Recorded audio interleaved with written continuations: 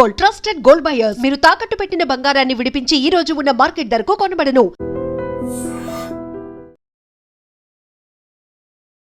Hi నమస్తే, welcome to ఎడ్రీమ్ media. నేను మీ రొద్దం శ్రీనివాస్. ఈ వారం రెండు ప్రముఖ వివాదాలు తెలుగు రాష్ట్రాలలో చాలా చర్చనీయాంశంగా మారాయి. అందులో ఒకటి సింగర్ మంగ్లీ గురించి.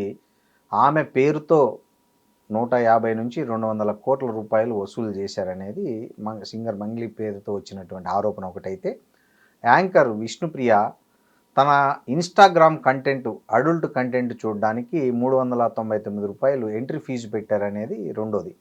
ఈ రెండు వివాదాల నేపథ్యంలో ఇది సమాజంపై ఇట్లాంటి కంటెంట్ కావచ్చు, ఇలాంటి ఆరోపణలు కావచ్చు, ఎట్లాంటి ప్రభావం చూపిస్తాయి, వీటిలో ఉన్న అసలు నిజాలేంటి, వాస్తవాలేంటి, వీటిలో నైతికత ఎంత, అనైతికత ఎంత అనే అంశాలను మనతో మాట్లాడడానికి ప్రముఖ సోషల్ యాక్టివిస్టు కృష్ణకుమారి గారు ఉన్నారు. నమస్తే కృష్ణకుమారి గారు. మేడం, ఈ రెండు వివాదాలు మనం ఇందాక మాట్లాడుకున్న రెండు వివాదాలు, ఫస్ట్ మంగ్లీ వివాదం గురించి మాట్లాడదాం. మంగ్లీ ఒక పెద్ద సెలబ్రిటీ స్టేటస్లో ఉన్నారు. ఇప్పుడు ఆమె మీద ఉన్న ప్రధాన ఆరోపణ అడ్వకేట్ సుబ్బారావు గారు చేస్తున్నది ఏంటంటే, ఆమెనే వెనకుండి ఈ స్కామ్ చేసింది, హాస్పిటలు ఇంకోటి చెప్పి ఆమె బొమ్మ పెట్టుకొని చేశారు కాబట్టి ఆమె బాధ్యత వహించాలి, ఆమె దీని వెనక సూత్రధారి అన్నట్లు ఆయన మాట్లాడుతున్నారు.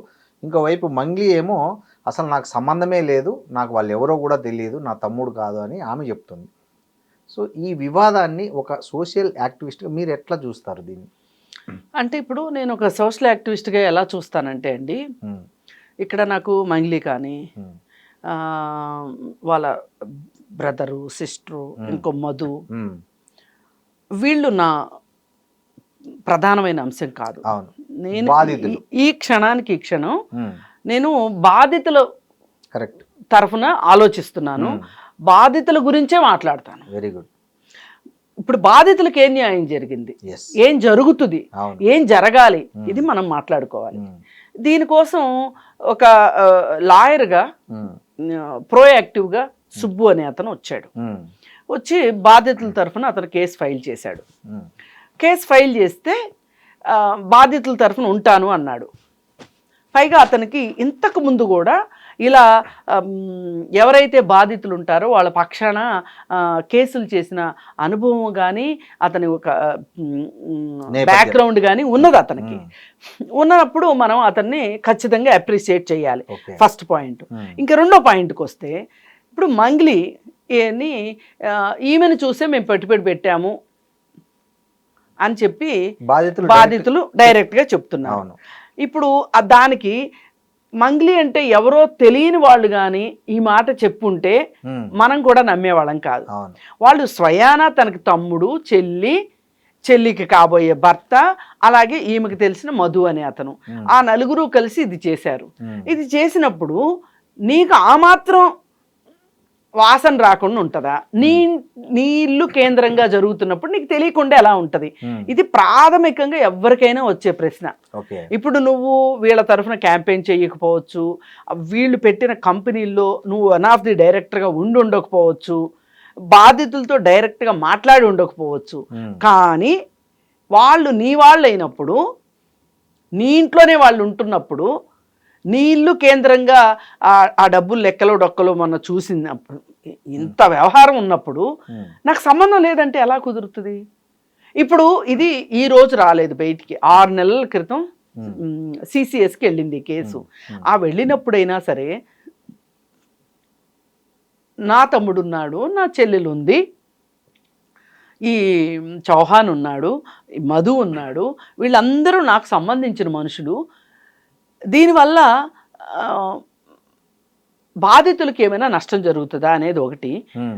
పోనీ బాధితుల గురించి నువ్వు ఆలోచించకపోతే, నీకు ఒక సోషల్ కాన్షియస్నెస్ లేకపోతే నువ్వు ఆలోచించకపోవచ్చు, కనీసం నేనైనా ఈ రొంపిలో పడతానేమో అనే ఒక ఆలోచన నీకు రావద్దా? రావాలి. రాలేదు. పోనీ అప్పుడైనా సరే, ఆ రోజు కూడా మంగ్లీ పేరు బయటకు వచ్చింది, నిజానికి వచ్చింది. వచ్చినప్పుడు నువ్వు ఇప్పుడు వచ్చి మీడియా ముఖంగా మాట్లాడుతున్నది, ఆ రోజు మాట్లాడి ఉంటే ఈ 6 నెలల్లో అయినా బాధితులు తగ్గేవాళ్ళు కదా. బాధితులు ఇంకా కొత్తగా చేరేవాళ్ళు చేరకపోయి ఉండేవాళ్ళేమో.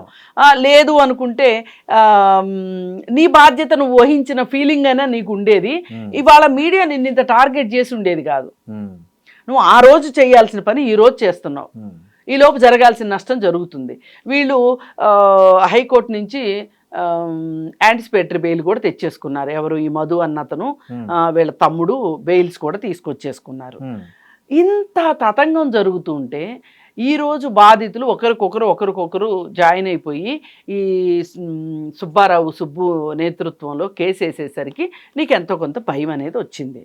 భయం వచ్చి ఏం చేసావు నువ్వు? వెంటనే నీకు తెలిసిన ఒక సినిమా డైరెక్టర్కి ఫోన్ చేసి, అన్న నీకు సుబ్బు తెలుసు కదా, అతనితో నేను కొంచెం ఇబ్బందిగా ఉంది, అతనితో నేను సరిగా మాట్లాడలేకపోయాను, కొంచెం నువ్వు ఏదన్నా కొంచెం మాట్లాడతావా అని అడిగావు. అడిగితే ఆయన చాలా ప్రోయాక్టివ్గా మీటింగ్ అరేంజ్ చేశాడు. మీటింగ్ అరేంజ్ చేసినప్పుడు ఆ మీటింగ్లో అతను ఏం చెప్పాడు?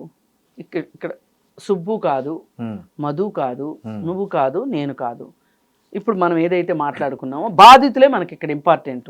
బాధితులకు అన్యాయం జరగకూడదు. మంచో చెడో నీ పేరు వచ్చింది బయటికి, కాబట్టి నువ్వు ఆ మధు అన్నోడిని పట్టుకుని వాళ్ళకి రిటర్న్ ఇప్పించే. ఇప్పుడు రూపాయికి రూపాయి ఇవ్వలేకపోవచ్చు, 30,000 అయినా ఇస్తే వాళ్ళు చచ్చినోడి పెళ్లికి వచ్చిందే కట్నం అని చెప్పి వాళ్ళు ఇదవుతారు కదా. నువ్వు అలా ఎందుకు చేయలేదు? ఆయన చెప్పాడు కదా, ఓ పెద్ద మనిషిగా నీకు ఆ మాట చెప్పాడు. చెప్పినప్పుడు కూడా నువ్వు ఎంత యారగెంట్గా మాట్లాడావో, నువ్వు ఎంత రివర్స్లో మాట్లాడావో అక్కడి నుంచి బయటికి సమాచారం బయటకు వచ్చిన వాళ్ళు చెప్తున్నారు. చాలా యారగెంట్గా బిహేవ్ చేసిందంట ఆ రోజు. సరే, అసలు ఇప్పుడు నీ మీద లేకుండా పోవాలంటే నువ్వు మధుని అప్పచెప్పొచ్చు కదా అని అడిగినప్పుడు, అవును నిజమే నేను మధుని అప్పచెప్తాననే మాట నీ దగ్గర నుంచి ఎందుకు రాలేదు? అసలు చేయాలి కదా, బాధ్యత కదా, చెయ్యాలి కదా, చేయలేదు.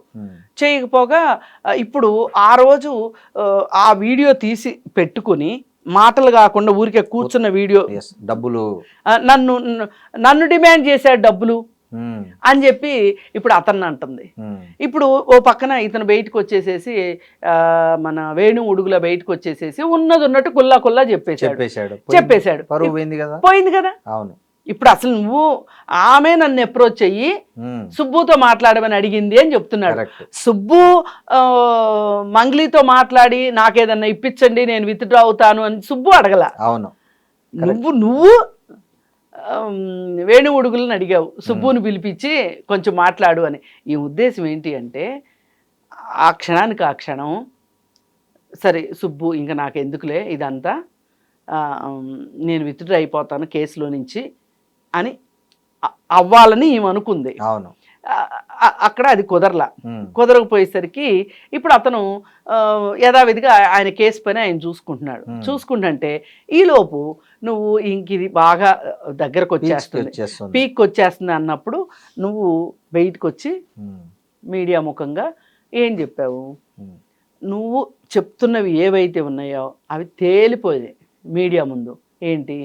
అతనికి బిగ్ బాస్కి వెళ్ళాలని ఉంది, నాకు ఫేమ్ ఉంది కాబట్టి నాతో పెట్టుకొని అతను ఫేమ్ అవ్వాలనుకుంటున్నాడు, శ్రీముఖి అంటే క్రష్ ఉంది. అసలు ఇప్పుడు నువ్వు మధ్యలో శ్రీముఖిని తీసుకురావాల్సిన అవసరం ఏంటి ఇక్కడ? అదే కదా, అంటే అతని వ్యక్తిత్వం గురించి చెప్పదలుచుకుంది. అంటే అతనిని వీక్ చెయ్యాలని చెప్పి అతన్ని తగ్గించాలి. ఇప్పుడు అతనికి వాళ్ళ సొసైటీలో అతను పేదల పక్షాన బాధితుల పక్షాన ఉన్నాడు అనే ఒక ఫీలింగ్ని పోగొట్టడం కోసం అతను ఇదంతా ఎందుకు ఈ బాధితులను అడ్డం పెట్టుకుని ఆయన సొంత ప్రయోజనం కోసం చేస్తున్నాడు అని క్రియేట్ చేయదలుచుకుంది. ఆ క్రియేట్ చేయదలుచుకుంటే అది చూసే వాళ్ళకి ఆ మాత్రం అర్థం కానంత అమాయకులు ఎవరు ఉండరు ఇవాళ. అప్పటికీ కూడా సరే నేను నా నిర్దోషిత్వాన్ని నిరూపించుకోవాలంటే నేను మధు అనే వ్యక్తి నేను దోషిగానే చూస్తున్నాను, అతని కేంద్రంగానే జరిగింది కాబట్టి అతనికి నాకు ఏ విధమైన సంబంధం లేదు అని చెప్పి ఎందుకు నువ్వు బాధితులకు న్యాయం జరగాలని ఆ రోజు కూడా మాట్లాడాల. నువ్వు ఎంతసేపు సుబ్బు మీద ఆరోపణలు చేయటం తప్పితే నీ దృష్టిలో బాధితులు లేరు. ఇంకోటి ఆమె తమ్ముడిని చూపించి ఆ వీడియోలో ఉన్నది నా తమ్ముడు ఒకటి కాదు, అసలు వానికి సంబంధమే లేదు, పోలికలు లేదని కూడా చెప్తుంది. అవును. నా తమ్ముడు కాదని. అవును. ఇప్పుడు డబ్బులు లెక్కేసినోడు ఆఫీసోడు అయ్యి ఉండొచ్చు, అవును. వాళ్ళ తమ్ముడు అక్కడ లేకపోయి ఉండొచ్చు. అయినంత మాత్రం నీది అని చెప్పబడుతున్న అపార్ట్మెంట్లోని కార్యకలాపాలన్నీ జరిగినాయి కదా, దీనికి ఏం చెప్తావు నువ్వు మరి? నీ అనుమతి లేకుండా, నీ చెల్లెల అనుమతి లేకుండా, నీ తమ్ముడు అనుమతి లేకోకుండా నీ ఇంట్లో ఇవన్నీ జరుగుతాయా? నువ్వు ఉంటున్న అపార్ట్మెంట్కి మేము బాధితులు కొంతమంది మేము వెళ్ళామని కూడా చెప్తున్నారు. ఒక అతనైతే అసలు వీళ్ళందరితోటి ఇప్పుడు ఇక్కడ నిన్న పంజగుట్ట పోలీస్ స్టేషన్కి వచ్చిన కొంతమంది చెప్పేది ఏంటి అంటే, వాళ్ళతో డబ్బులు కట్టించిన అతను ఒకరోజు ఫోన్ చేస్తే నేను మా మంగ్లీ మేడం వాళ్ళ గృహప్రవేశం అపార్ట్మెంట్ గృహప్రవేశంలో ఉన్నాను అని చెప్పి ఆ తర్వాత వీళ్ళని అపార్ట్మెంట్కి తీసుకెళ్ళాడు. వాళ్ళు చెప్తున్నారు, నీ అపార్ట్మెంట్ అడ్రస్తో సహా చెప్తున్నారు, ఇప్పటికి 4-5 సార్లు వచ్చామని చెప్తున్నారు. దీనికి ఏం చెప్తావు సమాధానం? ఇక ఇంత పుట్టి మునిగిన తర్వాత ఇవాళ చాలా తెలివిగా సజ్జనార్ గారి దగ్గరికి వెళ్ళి ఆయనకి నా పైన నన్ను ఇబ్బంది పెడుతున్నాడు సుబ్బు అనే అతను, ఇప్పుడుకొచ్చింది నేల మీదకి వచ్చి ఇప్పుడు ఏమంటుంది, బాధితులకు న్యాయం చెయ్యండి, ఆ మధుని వాళ్ళని మీరు ఏం విచారిస్తారు విచారించుకోండి, నా ప్రమేయం ఉందని తేలితే గనక ఎక్కడైనా సరే నేను ఏ శిక్షకైనా నేను రెడీ, ఏ కోర్టుకైనా వెళ్తాను, ఏ పోలీస్ స్టేషన్కైనా వస్తాను అని చెప్తుంది. అంటే ఈమె ధీమా ఏంటి అంటే ఎక్కడా కూడా డైరెక్ట్గా ఏమో మాట్లాడింది లేదు బాధితులతో. అలాగే వాళ్ళు పెట్టిన కంపెనీలు ఏవైతే ఉన్నాయో ఆ కంపెనీలో ఏ కంపెనీలో ఏమో డైరెక్టర్గా లేదు. ఇప్పుడు కోర్టుకి ఏం కావాలి? సాక్ష్యాలు కావాలి. సాక్ష్యాలు లేకుండా ఏం మాట్లాడిన ఏం ఉపయోగం? ఇప్పుడు ఆ కంపెనీలో డైరెక్టర్ ఎవరు, మేనేజింగ్ డైరెక్టర్ ఎవరు? కానీ ఈ డబ్బులు ఏ అకౌంట్ లేకపోయాయి, అవి ఎక్కడ విత్డ్రా అయ్యాయనే ఇన్వెస్టిగేషన్ ప్రాపర్గా జరిగితే అంటే అయినా మంగ్లీకి ఎక్కడ పట్టుబడదు ఇది. ఎందుకంటే ఆ కంపెనీ అకౌంట్లోకి వెళ్ళి ఆ కంపెనీలో వీళ్ళ తమ్ముడు వీళ్ళ చెల్లెలు ఆ కంపెనీ డైరెక్టర్లుగా ఉన్నారనుకోండి, అప్పుడు తమ్ముడు చెల్లైనా దాని కిందకి వస్తారు కదా. అంటే వస్తే కూడా ఇప్పుడు ఒక మినిస్టర్ తమ్ముడు మోసం చేశాడు అని తేలింది అనుకోండి, ఇప్పుడు డైరెక్ట్ గా మినిస్టర్ మాట్లాడలేదు అనుకోండి, మినిస్టర్ని ఎట్లా మనం చట్టం పరిధిలోకి తీసుకొస్తాం? కష్టం. ఇప్పుడు ఆమె ధీమా అదే. టెక్నికల్ గా కష్టము, టెక్నికల్ గా చాలా కష్టం. కానీ మోరల్ గా ఎథికల్ గా నువ్వు బాధితుల తరఫున నిలబడాలి అంటే నీ వాళ్ళ గోల్డ్ లోడ్ కొట్టైనా సరే వాళ్ళకి డబ్బులు కట్టాలి. ఇప్పుడు వాళ్ళంతా కలిసే ఉంటారు అనుకుంటా కదండి, ఫ్యామిలీ అంతా ఒకే కంబైన్డ్ గానే ఉంటారు. అదే కదా మరి. ఓకే, అందుకే ఆమెకు తెలియకుండా అయితే జరిగేద్దు. కానీ నాకు తెలియదు అని ఆమె చెప్తే ఎవరేం చేయగలరు? ఆమె చెప్తుంది, ఒక సింగర్ గా నాకు ఎంత పాపులారిటీ వచ్చింది, నాకు ఎంత డబ్బులు అవసరమే లేదు, నాకు కోట్ల రూపాయల డబ్బులు కావాలనుకుంటే నేను ఎన్నికల్లో నిలబడినప్పుడే అవి కొన్ని పార్టీలు కొన్ని కోట్లు ఆఫర్ చేశాయి, నేను తీసుకోలేదు, నాకు ఈ స్కామ్ చేయాల్సిన అవసరం ఏముంది అని ఆమె అప్పీల్ చేస్తుంది. మరి ఇప్పుడు నీ పేరు చెప్పి వాడుకున్నారు, ఆ డబ్బులు నువ్వు తిన్నావని వాళ్ళు అనట్లా, నీ పేరు చెప్పి నీ బొమ్మ చూపించి వాళ్ళు మోసం చేశారు. ఇది అయితే మటుకు జరిగి ఉండొచ్చు కదా. ఇప్పుడు ఒకళ్ళు కాతే ఒకళ్ళైనా అందరూ ఎందుకు చెప్తారు అదే మాట? అందుకని ఏంటి అంటే ఈమె స్వయంగా ఈమె ప్రమేయం ఉండొచ్చు లేకపోవచ్చు, టెక్నికల్ గా నేను అనేది, మోరల్ గా మటుకు ఈమెకి ఎథికల్ గా ఈమెకు తెలియకుండా అయితే జరగలేదండి. మేడం, ఇప్పుడు జనాలు కూడా ఒక మంగ్లీ అయితే ఎందుకు అంత బ్లైండ్ గా బిలీవ్ చేసి డబ్బులు కడతారు? అదే జనాలది కూడా ఖచ్చితంగా మనం ఇది ఇక్కడ మనం జనాల గురించి కూడా మాట్లాడుకోవాలి. ఎందుకు జనాలు కూడా చాలా చిన్న చిన్న ఎంప్లాయీస్, అక్కడ నేను వచ్చిన వాళ్ళని చూస్తుంటే చెప్తున్నారు, మేము చిన్న చిన్న ఎంప్లాయీస్ చిన్న చిన్న జాబులు చేసుకుంటాము ఇట్లా మా అని వాళ్ళు చెప్తుంటే నాకు బాధ అనిపించింది. వాళ్ళకి ఎంత అండి, మహా అయితే ప్రైవేట్ కంపెనీలు 20,000 25,000 జీతాలు ఇస్తే చాలా ఎక్కువ. ఆ దానిలోనే మిగిల్చుకొని జాగ్రత్త చేసుకొని 5 లక్షలు 10 లక్షలు. అసలు ఇప్పుడు నేను ఆ లిస్ట్ చూశానండి, ఆ లిస్ట్ చూశాకే నేను ఇంతగా బాధితుల తరఫున మాట్లాడుతున్నా. వాళ్ళు బ్యాంక్ ట్రాన్స్ఫర్ చేశారా, చెక్తో ట్రాన్స్ఫర్ చేశారా, ఆన్లైన్ ట్రాన్స్ఫర్ చేశారా, అన్ని డీటెయిల్స్ తోటి దాదాపు 9.5-10 కోట్లకు సంబంధించిన ఆధారాలు నేను చూశాను. జనాల దగ్గర నుంచి అయితే వీళ్ళకి డబ్బులు వచ్చినాయి. అలాగే ప్రామిసరీ నోట్లు, వీళ్ళు సంతకాలు పెట్టిన ప్రామిసరీ నోట్లు ఉన్నాయి. ఇప్పుడు కొంతమందికి దాంట్లో నిజంగానే మంగ్లీ తమ్ముడు చెల్లెలు ఉన్నారా సంతకాలు చేసిన వాళ్ళలో? ఇప్పుడు కంపెనీ డైరెక్టర్ ఎవరు సైన్ పెడతారు, వీళ్ళ ఆ కంపెనీలో వీళ్ళ హోల్డ్ ఏంటో మనకు తెలియదు. కానీ మధు అనే అతను మెయిన్ పర్సన్. ఈ చౌహాన్ అనే అతను, ఉమ్, ఈ తమ్ముడు చెల్లి, వీళ్ళందరూ ఉన్నారు దీంట్లో. అయితే వీళ్ళైతే డబ్బులు ఇచ్చిన మాట వాస్తవం, బాధితులు ఉమ్, ఇలా రకరకాలుగా ఇచ్చారు. ఏం చెప్పారు వాళ్ళకి, మీకు 6 నెలల్లో రిటర్న్స్ ఇస్తాము, సంవత్సరంలో రిటర్న్స్ ఇస్తాము, హాస్పిటల్ పెడుతున్నాము, స్కూల్ పెడుతున్నాము, సిమెంట్ ఫ్యాక్టరీ పెడుతున్నాము, రియల్ ఎస్టేట్ వెంచర్ వేస్తున్నాము, మీ అందరికి 200 గజాల ల్యాండ్ ఇస్తాము, మనం బోళ్ళు ల్యాండ్ కొన్నాము, ఇలా రకరకాలు. ఇప్పుడు ఆఖరికి మంగ్లీ సొంత విలేజ్కి ఇంటికి కూడా వెళ్ళిన వాళ్ళు ఉన్నారు, వెళ్ళామని చెప్తున్నారు. పలానా ఊరు, పలానా తండా అనంతపురం జిల్లా గుత్తి దగ్గర ఏదో తండాకి వెళ్ళామని కూడా చెప్తున్నారు.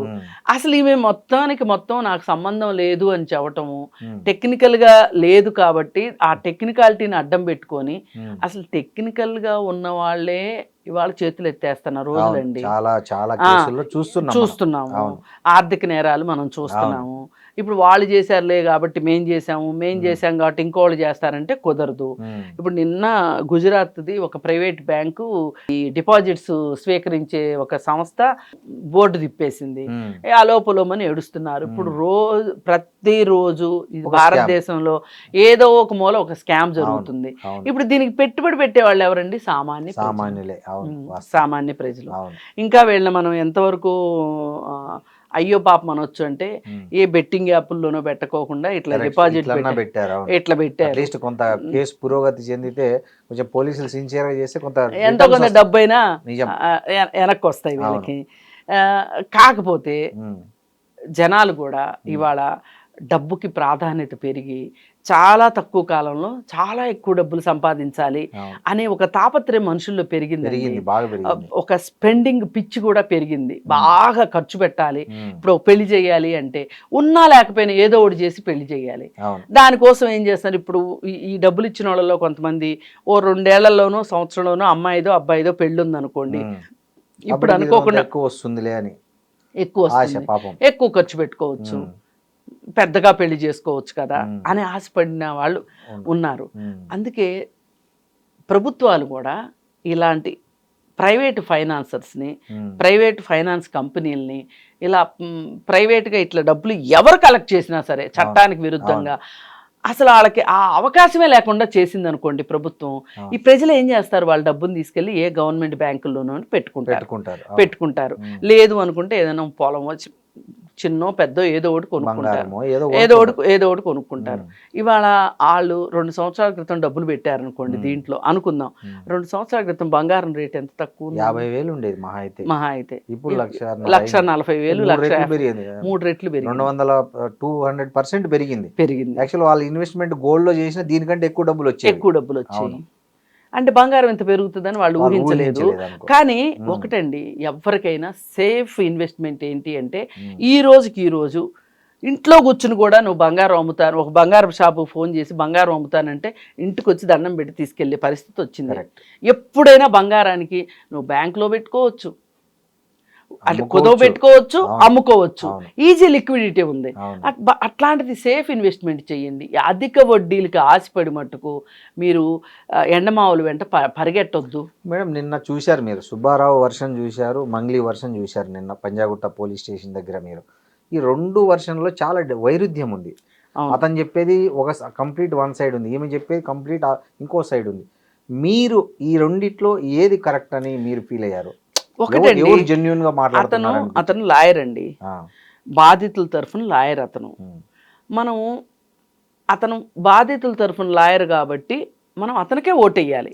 ఎందుకంటే అతను బాధితుల వైపు ఉన్నాడు కాబట్టి నేను అటే ఓటేస్తా. ఇకపోతే నిన్న ఇంకో చిన్న తమాషా కూడా జరిగింది. కేసును డైవర్ట్ చేయడానికో మరి ఏంటో తెలియదు కానీ అతనికి బ్రీత్ అనలైజర్ టెస్ట్ చేశారు, అది 27 పాయింట్లు వచ్చింది. అయితే అసలు అలాంటి ఒక సన్నివేశం ఎందుకు చోటు చేసుకుంది అనేది ఇప్పుడు ఒక పెద్ద బిగ్ క్వశ్చన్. అవును కదా, ఇప్పటి వరకు జరగలే. ఇప్పుడు ముందు రోజు రాత్రి తాగున్నారనుకోండి, లేట్ నైట్ డ్రింక్ చేశారనుకోండి, ఆ మాత్రం పాయింట్లు వస్తాయంట. ఆయన చెప్పాడు ఆ మాట. దానికి పట్టుకొని అతని వ్యక్తిత్వాన్ని పక్కన పెట్టడం కరెక్ట్ కాదు. ఇప్పుడు మంగ్లీ చెప్పినట్టు అతనికి శ్రీముఖి అంటే క్రష్ ఉంది అని చెప్పటం చాలా తప్పు. ఇక్కడ దానికి దీనికి పోలిక అసలు పొంతనే లేదు. అసలు బాధితుల కరెక్టా కాదా, డబ్బులు ఇచ్చింది నిజమా కాదా, డబ్బులు మీరు వసూలు చేసింది నిజమా కాదా అనేది పాయింట్ ఇక్కడ. అవును, ఇవన్నీ బట్టతలకి బోడిగుండికి ముడేసినట్టు ఉంది తప్పితే చాలా అసలు ఏమాత్రం పొంతం లేని విషయాలు మాట్లాడుతుంది మంగ్లీ. మొన్న ప్రెస్ మీట్ లోనూ అట్లాగే మాట్లాడింది, ప్రెస్ తోటి నిన్న అలాగే మాట్లాడింది. ఏదైనా ఎందుకో ఈ మధ్య మీరు చూడండి, ఆమె వరుస వివాదాల్లో కూరుకుపోతున్నారు. ఆ మధ్య ఒక ఫామ్ హౌస్ లో బర్త్డే సెలబ్రేషన్స్ దొరికితే టాస్క్ ఫోర్స్ వాళ్ళు పోయి చేసే పర్మిషన్ లేదని చేసుకున్నారు. ఇది ఒకటి. అంతకుముందు కూడా ఇంకోటి ఏదో ఓ పాట పాడింది, దాంట్లో అసభ్య పదజాలం ఉందని చెప్పి అదొక కాంట్రవర్సీ నడుస్తుంది. అంతకుముందు టీటీడీ బోర్డు మెంబర్గా ఉండి ఒక్కరోజు కూడా కనీసం టీటీడీ గురించి ఏ రోజు ఏం పట్టించుకోలేదని ఒక కాంట్రవర్సీ ఉంది. ఎస్విబిసి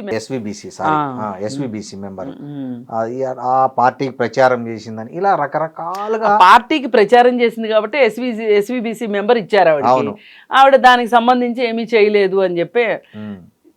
ఏదైనా అండి, మనుషుల్లో కొంచెం హుందాతనము, నమ్రత, సంయమనము ఇట్లాంటి కొన్ని పబ్లిక్లోకి వచ్చేవాళ్ళు. అవును, ఇప్పుడు ఇంట్లో ఉండేవాళ్ళు ఎలా ఉన్నా ఎవరికి పట్టదండి. ఇప్పుడు మనం ఒక కెమెరా ముందు మాట్లాడుతున్నాం, ఓ మైక్తో కెమెరా ముందు మాట్లాడుతున్నాం.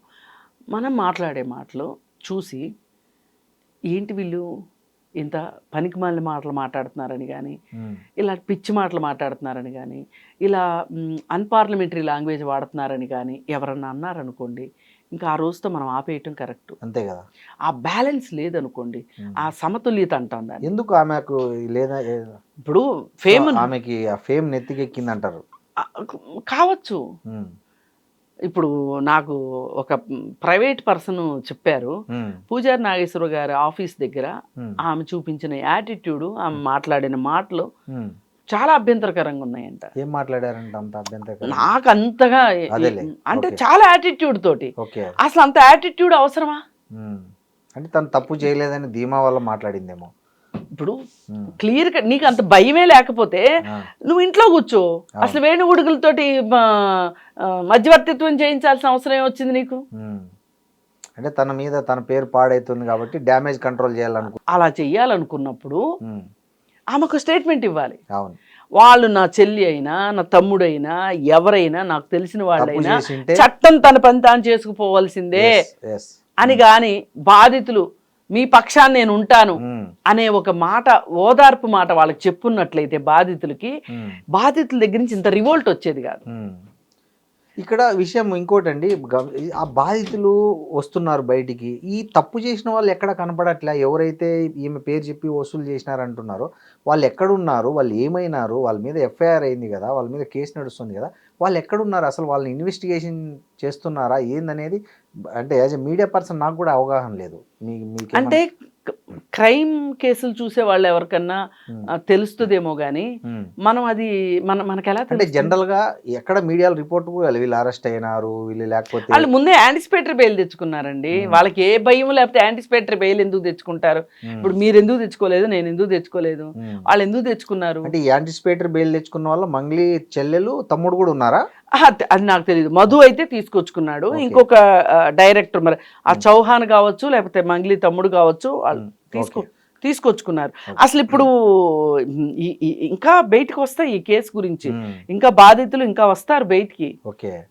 ఇప్పుడు ప్రస్తుతం ఈయన దగ్గర కేసు పెట్టిన బాధితులే ఎవరైతే ఉన్నారో వాళ్ళు దగ్గర దగ్గర 10.5 కోట్లు.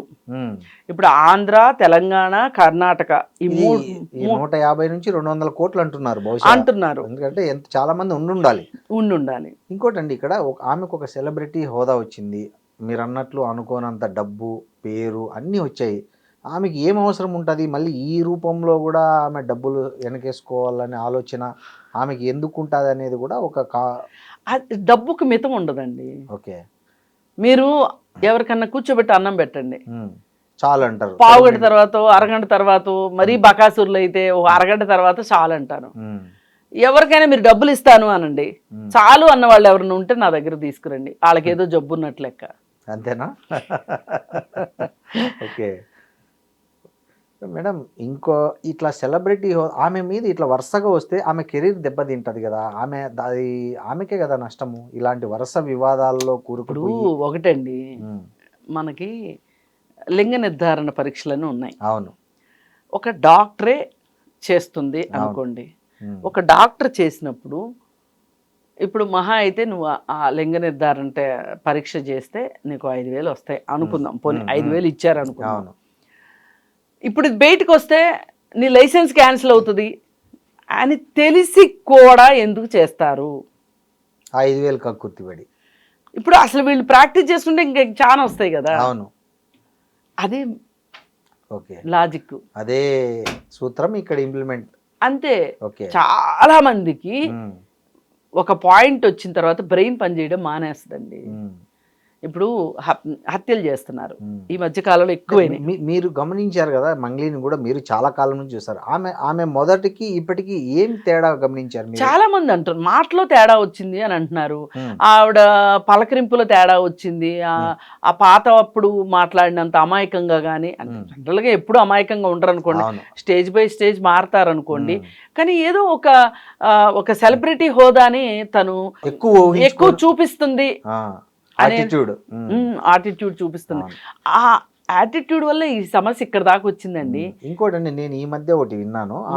ఆమెను చదివించి ఆమె మ్యూజిక్ నేర్పడానికి ఎంత సహాయం చేసింది రూరల్ డెవలప్మెంట్ ట్రస్ట్ అని అనంతపురం జిల్లాలో ఉంటది. ఆ ట్రస్ట్ లో ఈమె చాలా హెల్ప్ తీసుకుందని చెప్తారు. ఆర్డిటిలో ఆర్డిటి ఎఫ్ఆర్సి ఏదో లైసెన్స్ ఏదో రెన్యువల్ చేయక వాళ్ళు చాలా ఇబ్బంది పడ్డారు. ఆ సంస్థ తరపున చాలా మంది లబ్ధిదారులు వచ్చి రోడ్డు ఎక్కారు, ర్యాలీలు చేశారు, నిరసన ప్రదర్శనలు చేశారు, మెమొరాండంలు ఇచ్చారు. కానీ ఈమె ఎక్కడ కూడా ఈ రోజు వరకు తన జీవితానికి అంత వెలుగునిచ్చిన ఆ సంస్థ గురించి ఎక్కడ ఒక్క మాట మాట్లాడలేదు, కొంచెం కూడా కృతజ్ఞత లేదు అని చాలా మంది ఆమె మీద సోషల్ మీడియాలో పోస్టులు పెట్టడం నేను చూశాను. ఇది వాస్తవమే. నాకు ఇది తెలియదు. ఆమె ఆర్డిటి తరఫున వాళ్ళ దీనిలో ఈమె చదువుకుంది, పెద్దదైంది అనే సంగతి నాకు తెలియదు. కానీ ఆ సంస్థ ద్వారా ఆ ఏరియాలో ఎంతో మంది చదువుకున్నారు, ఎంతమంది ఈమె ఒకరు. కానీ అక్కడ చదువుకుని ఫారిన్ వెళ్ళి వాళ్ళు కూడా డబ్బులు పంపిస్తున్నారు. వాళ్ళందరూ లెటర్లు రాశారు, పిఎంకి లెటర్లు రాశారు, దీనికి చేయండి, రెన్యువల్ చేయండి అని. చాలా రోడ్డు ఎక్కారు, ర్యాలీలు చేశారు, ధర్నాలు చేశారు. ఈమె కనీసం స్టేట్మెంట్ కూడా ఇవ్వలేదని అక్కడ వాళ్ళే సోషల్ మీడియాలో పెట్టారు. నాకు కూడా తెలియదు ఈ విషయం. అవును, ఆ విషయంలో ఎక్కడ కనీసం ఎందుకు అంటే ఆమెకు అంత తీరిక లేదు. అసలు తనకు లైఫ్ ఇచ్చిన వాళ్ళ గురించి ఆలోచించే తీరిక ఆమెకు ఏమండి. సీఎంకి 24 గంటలు ఉంటే పిఎంకి 24 గంటలు. వాళ్ళ మాకు తీరిక లేదని చెప్తున్నారా? నీళ్లు ఇవ్వడం కానీ, బాత్రూములు కట్టించడం కానీ, స్కూల్స్ బాగు చేయటం కానీ, చాలా అసలు అలాంటి ఎన్జిఓ ఇండియాలో అతి తక్కువ ఎన్జిఓల్లో అదొక ఎన్జిఓ అని చెప్తారు. నిజమే, అది చాలా గొప్ప విషయం. అక్కడ కూడా ఈమె కృతజ్ఞత చూపించలేదు అనేది. అది ఏదైనా అండి, పోగొట్టుకున్నాక కానీ ఏదైనా విలువ తెలియదండి. ఇవాళ దానిలో ఆమె భాగస్వామ్యం పంచుకుని ఉన్నట్లయితే ఆందోళనలో కానీ వాటిలో కానీ ఆమె భాగం అయ్యి ఉంటే ఇవాళ వచ్చినందుకు గాను ఆమెకు ఎంత సంతోషంగా అనిపించేది.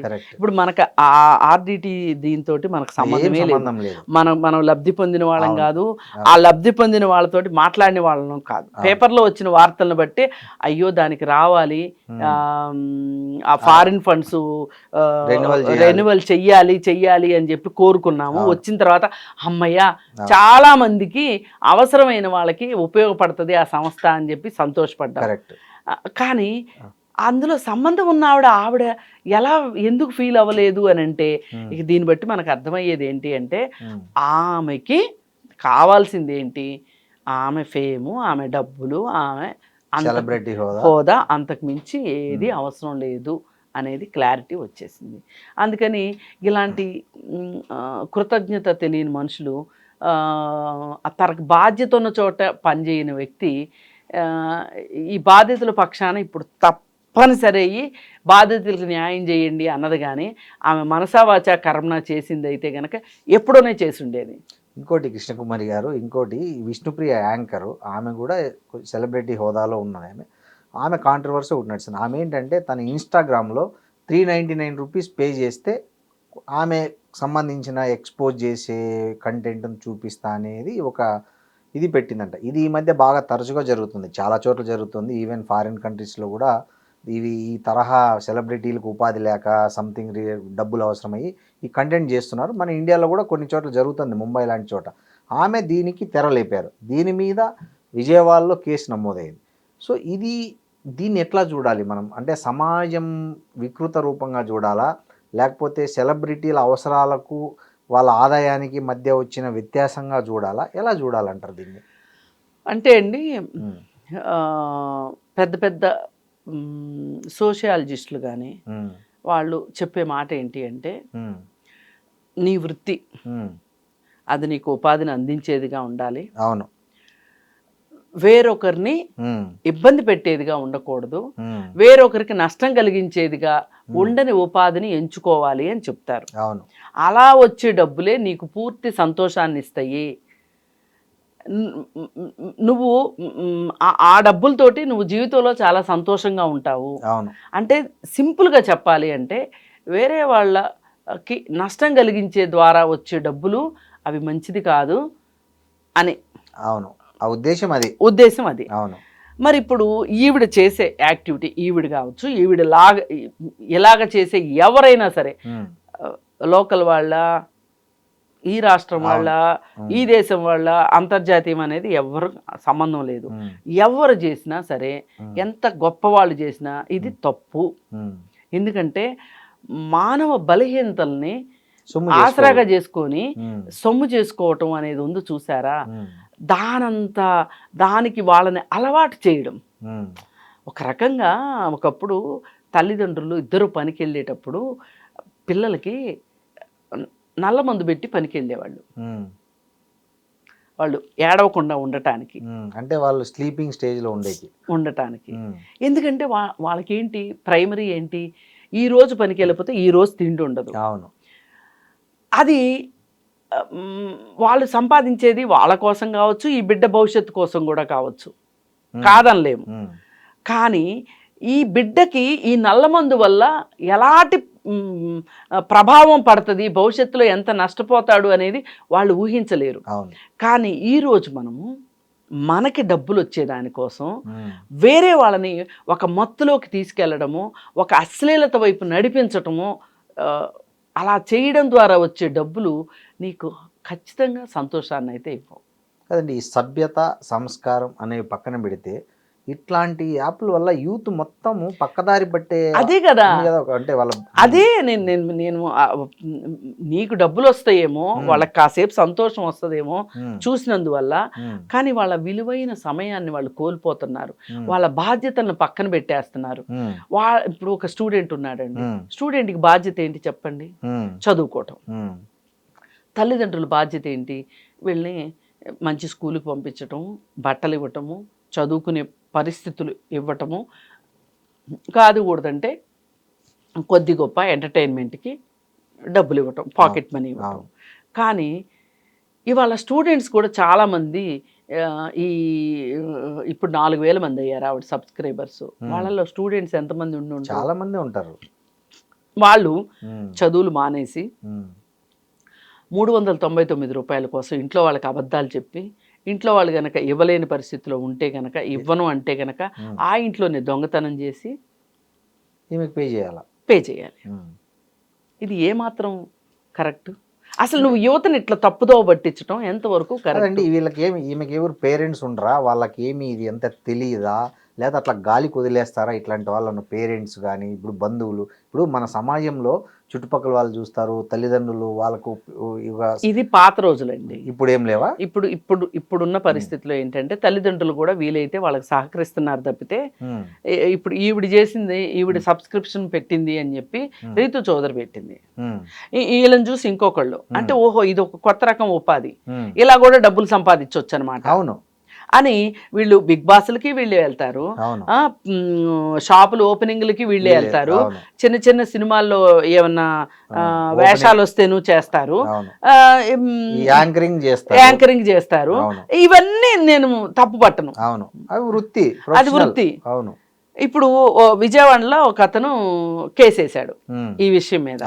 వేసి అతను ఏం అడుగుతున్నాడంటే, సరే విష్ణుప్రియ గారిని చెప్పమనండి, నా వృత్తి యాంకరింగ్ కాదు, నా వృత్తి సినిమాలు కాదు, నా వృత్తి బిగ్ బాస్కి వెళ్ళటం కాదు. నేను ఇట్లా నా శరీరాన్ని చూపించి నేను స్కిన్ షో చేసి నేను డబ్బులు సంపాదించుకుంటమే నా వృత్తి అని చెప్పమానండి అని అడుగుతున్నాడు ఓ చిన్నపిల్లాడు. ఎంత సామాజిక బాధ్యతతో కేసు పెట్టాడండి. ఇవాళ నిజంగా చాలా మంది పెద్ద పెద్ద వాళ్ళు అరే ఇలాంటి పని మనం ఎందుకు చేయలేదు అని అనుకునేలాగా ఆ పిల్లాడు మాట్లాడుతున్నాడు. పైగా ఇంకొంతమంది ఏమంటున్నారు, ఈ విష్ణుప్రియ ఒక్కటే చేస్తుందా, చాలా మంది చేస్తున్నారు కదా. అంతే కదా. ఇప్పుడు జడ్జి అడిగాడు అనుకోండి, ఈ హత్య నువ్వు ఎందుకు చేసావు, నీకు శిక్ష పడుతుందని తెలియదా అంటే, నేను ఒక్కడేంటి చాలా మంది చేస్తున్నారు అంటే శిక్ష ఏమన్నా తగ్గిస్తారా? తగ్గిరు కదా. శిక్ష నేరమే కదా. నేరానికి మీరు గమనించారా, ఆమె పోలీస్ స్టేషన్కి వెళ్ళి అక్కడికి వెళ్ళినప్పుడు ఒక రిపోర్టర్ అడిగాడు ఎంత డబ్బు సంపాదించారు దీని ద్వారా అంటే, ఆమె గట్టిగా చెవులు మూసుకొని మమ్మీ అంటుంది. అంటే ఏంది, ఏమర్థం చేసుకోవాలి అసలు? ఎప్పుడు పోలీస్ స్టేషన్కి వెళ్ళింది? ఎక్కడో ఆమె చూసా, వీడియో చూసా, నేను చూసాను. ఇది పాతదా లేకపోతే ఈ రోజుదో నాకు అర్థం కాలేదు. ఆయన డైరెక్ట్ గా అడిగాడు ఎంత సంపాదించారు మీరు ఇలా సబ్స్క్రిప్షన్ పెట్టి డబ్బులు అని. ఒక రిపోర్టర్ మైక్ పెట్టి అడిగితే మమ్మీ అని చెవులు మూసుకుంటుంది. అంటే ఏమని అర్థము? వాళ్ళ అమ్మ చెప్పాలనే సమాధానం దానికి? అంటే నాకు అర్థం కాలే మామూలుగా. ఇంతకుముందు బెట్టింగ్ యాప్స్ కి ప్రమోట్ చేసింది. ఆ రోజు నేను ఇంకెప్పుడు ఇట్లా చెయ్యను అని అన్నది కదా. మళ్ళీ ఇప్పుడు అది అయిపోయింది. ఇది అసలు వీళ్ళకి డబ్బు సంపాదించడం తప్పితే రెండో పనే లేదు. డబ్బు యావదప్ప సామాజిక బాధ్యత ఏమీ లేదు. ఇప్పుడు దీనివల్ల నష్టం ఏంటి అంటే, ఇది మొదటి స్టెప్. ఇది అయిపోయిన తర్వాత పోర్నుకు అలవాటు పడతారు. ఈ రెండు అయిపోయిన తర్వాత గంజాయి డ్రగ్స్ వీటన్నిటిలోకి వెళ్ళిపోయిన తర్వాత విషవాలయం, ఈ విషవాలయంలోకి వెళ్ళిన తర్వాత వాళ్ళకి ఇంకా డైరెక్ట్ గా ఎవరినన్నా అత్యాచారం చేయాలనిపించింది అనుకోండి, వాళ్ళకేది తప్పు అనిపించదు. సమాజంలో నేరాలు పెంచే ప్రవృత్తిని వీళ్ళు ఎంకరేజ్ చేస్తున్నారు. ఇది స్టార్టింగ్ స్టెప్. అందుకు నేను ఇంత వ్యతిరేకిస్తున్నా. అండి ఇప్పుడు వీళ్ళు సెలబ్రిటీస్ అయ్యి ఇంత డబ్బు సంపాదించి పేరు వచ్చిన తర్వాత షోలు మీరు అన్నట్లు అన్ని రకాల డబ్బు సంపాదిస్తున్నారు. ఈ అడల్ట్ కంటెంట్ను కూడా ప్రమోట్ చేసుకొని డబ్బు సంపాదిస్తే రేపు వాళ్ళకు ఒక వ్యక్తిగత జీవితం అనేది ఒకటి ఉండదా? వాళ్ళను పెళ్లి చేసుకున్న వాళ్ళు మనశ్శాంతిగా ఉంటారా? లేదు వాళ్ళకు పుట్టబోయే పిల్లలు కానీ వాళ్ళు కానీ ఫ్యూచర్లో ఇది డిజిటల్ కంటెంట్ ఎక్కడికి పోదు, ఇది ఎక్కడో ఒక చోట రికార్డ్ అవుతుంది. ఇప్పుడు వాళ్ళందరూ ఎలా ఉన్నారు, రాజకీయ నాయకుల దగ్గర నుంచి వ్యాపారస్తుల దగ్గర నుంచి ఈ రోజు ఏంటి, సినిమా వాళ్ళు కానీ ఈ రోజు మాకు కలెక్షన్స్ వచ్చినాయా లేదా, ఇప్పుడు ఏ కంటెంట్ అంటే ఆ కంటెంట్ పెట్టేసేసి అవసరమైతే హీరోయిన్కి చిన్న బట్టలు వేసి అలాగే ఒక స్పెషల్ సాంగ్ పెట్టి 4 బూతు జోకులు పెట్టి మేము సినిమా తీసాము కలెక్షన్లు వచ్చినాయి అని సినిమా వాళ్ళు, వ్యాపారస్తులు మేము ఏ రకంగా అయినా సరే వ్యాపారం చేస్తాము, మేము దొరికినప్పుడు దొంగలవి, మేము డబ్బు సంపాదించాల్సిందే, మాకు డబ్బే కావాలి అనుకునేవాళ్ళు, ఇట్లాంటి వాళ్ళందరూ ఉండబట్టే కదండి. ఇప్పుడు ఏ రాజకీయ నాయకుడైనా మీరు చూడండి, మీరు కూడా నేను ఈ వాగ్దానం చేశాను, ఈ మాట ఇచ్చాను, నా మేనిఫెస్టో ఇది, నేను ఇది చేయలేకపోతున్నాను, చెయ్యకపోతే నేను మళ్ళీ 5 ఏళ్ల తర్వాత ఎట్లా ఓటు అడుగుతాను అనే ఒక జ్ఞానం ఉంటుందా అండి రాజకీయ నాయకులకి? నెక్స్ట్ టైం ఇంకా ఎంత పెంచాలా, ఎంతమంది ఇవ్వాలా, ఈసారి కంటే ఎక్కువ ఎంత డబ్బు పంపిణీ చేయాలా, ఏం చేయాలనేది ఉంది కదా. మరి ఈ చుట్టూ అందరూ ఇలా ఉండగా మామూలు మనుషులు కూడా ఇలా కాకుండా ఎలా ఉంటారండి?